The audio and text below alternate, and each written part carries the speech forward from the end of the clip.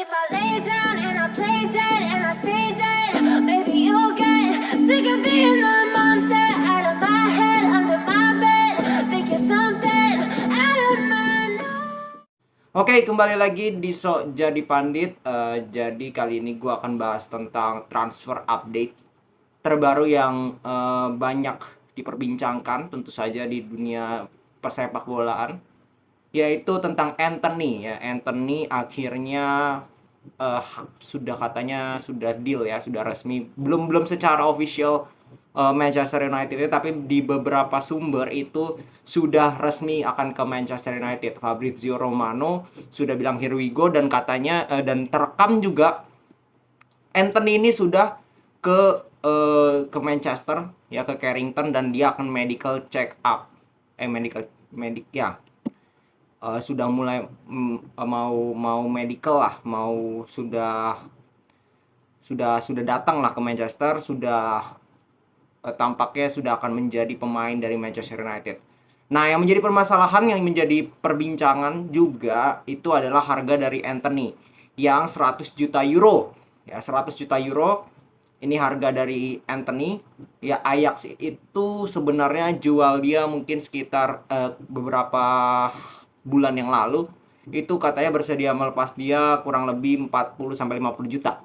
Ya, mungkin ya 60 lah maksimalnya. Tapi MU yang dari awal Ten Hag itu datang, dia sudah minta Antony dengan Timber, tidak direspon tampaknya oleh manajemen atau gimana, gue juga nggak tahu, atau mungkin negosiasinya alot sekali dengan Ajax, akhirnya ditunda-tunda, seakan-akan tidak akan datang,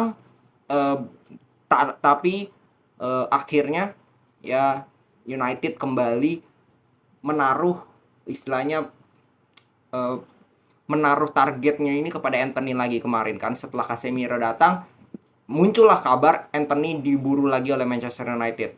Nah, mungkin feeling gue Ajax ini yang seperti membuat harga Antony ini sangat mahal. Ya, mereka yang men-set semua ini istilahnya, karena Manchester United dari pembelian Lisandro sampai Casemiro terakhir itu kan ada selang beberapa bulan, bahkan 1 bulanan, di mana pramusim mereka main luar biasa. Mungkin itu yang menjadi pertimbangan dari manajemen untuk tidak mendatangkan pemain lagi karena dirasa sudah cukup baik. Ternyata hancur di 2 pertandingan awal. Nah, mereka menyadari bahwa skuadnya ini belum sama sekali bagus dan cukup, sehingga didatangkan Casemiro dan Antony lagi. Nah, mungkin Ajax merasa bahwa ya lu datangnya, lu kemarin nggak ada kabar atau gimana, tampaknya udah nggak mau beli Antony, tiba-tiba balik lagi mau Antony. Nah, sehingga harganya itu sangat luar biasa mahal, 100 juta. Ya, 2 kali lipat dari yang tadi gue bilang di beberapa bulan lalu dia dijual mau di angka 50 jutaan. Nah, sekarang 100 juta euro. Sangat mahal. Ya, sangat mahal untuk seorang Antony karena Antony masih muda dan belum terbukti. Belum terbuktinya dalam arti hanya di Liga Belanda. Praktis dia hanya di Liga Belanda, dan juga kontribusi dia hampir selalu jadi starter, betul. Ya, dia selalu jadi starter, selalu jadi andalan Ten Hag, dan memang dibutuhkan oleh Ten Hag. Ini yang menjadi permasalahannya. Jadi walaupun harganya 100 juta, ya mungkin orang bilang mahal, betul. Sancho juga dibeli 90 juta, mahal oleh MU, betul. Lalu sebenarnya apakah worth it gitu untuk membeli Antony seharga 100 juta? Ya, kita harus lihat bahwa sulit untuk mencari winger. Ya, kemarin dia incar Gakpo dengan Antony kan. Gakpo 40 juta itu masih bisa datang lagi. Ya, dengan Antony ini. Nah, ini yang dimau oleh Ten Hag. Jadi kalau memang United ini pada saat deal dengan Ten Hag jadi pelatih, bilang bahwa ya Ten Hag akan punya suara dalam membeli pemain, kita akan mensupport secara full, maka ya kalau Ten Hag butuh Antony, gua rasa memang harus dipenuhi oleh manajemen. Jadi manajemen mereka penuhi, walaupun harganya sangat mahal, betul, 100 juta. Kemungkinan Gakpo akan datang lagi, dan Dubravka itu kipernya Newcastle dipinjam kan. Itu juga sebentar lagi akan deal, sebentar lagi kan resmi dipinjam oleh Manchester United dengan opsi pembelian 5 juta euro, itu tidak wajib. Nah, ini juga bagus menurut gua. Dalam arti MU ini benar-benar melakukan apa yang dijanjikan oleh manajemen dan juga Ten Hag bahwa mereka butuh banyak pemain. Ya, walaupun agak telat, agak mepet, agak lelet lah istilahnya manajemen, tapi pada akhirnya mereka sadar. Harus disadarkan, oleh menurut gue 2 match awal itu benar-benar membuat mereka sadar. Ya.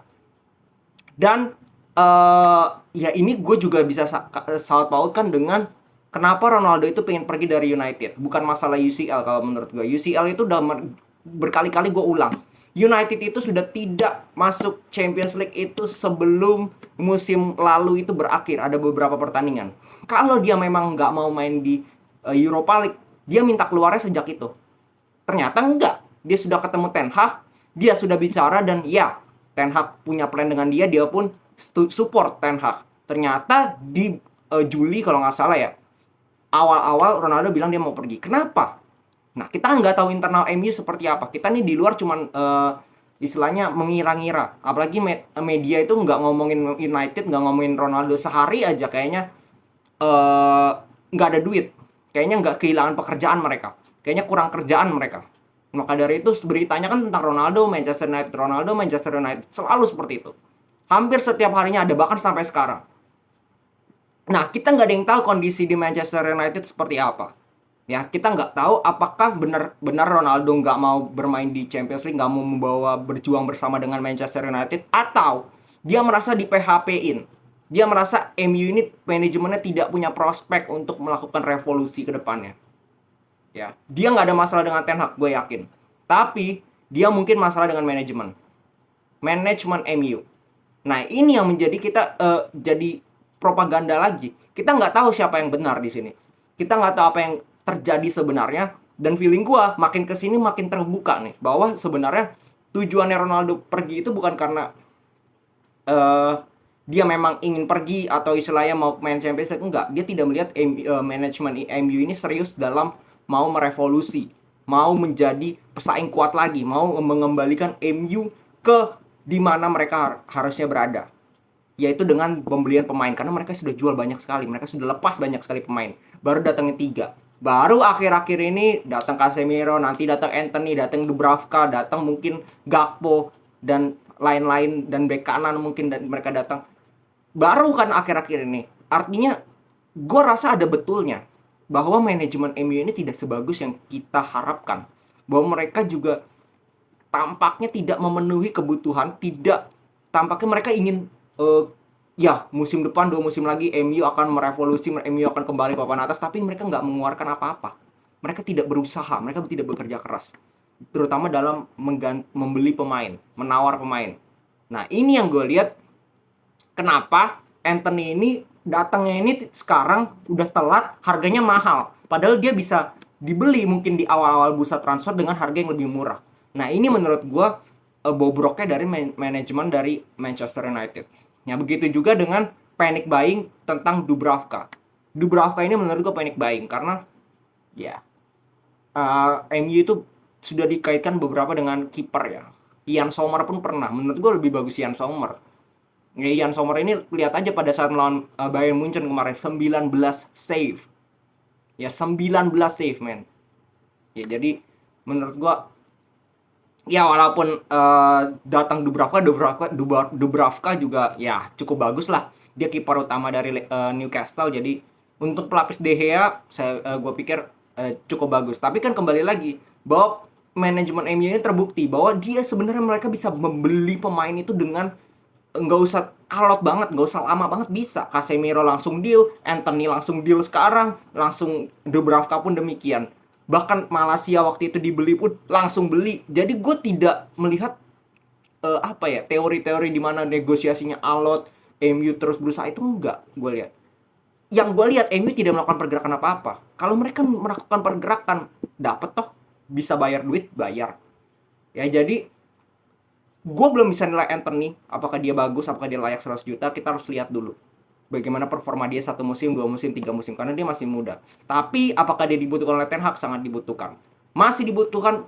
Gakpo gue bilang masih dibutuhkan, bek kanan juga masih dibutuhkan. Oke, segitu dulu. Salam sepak bola.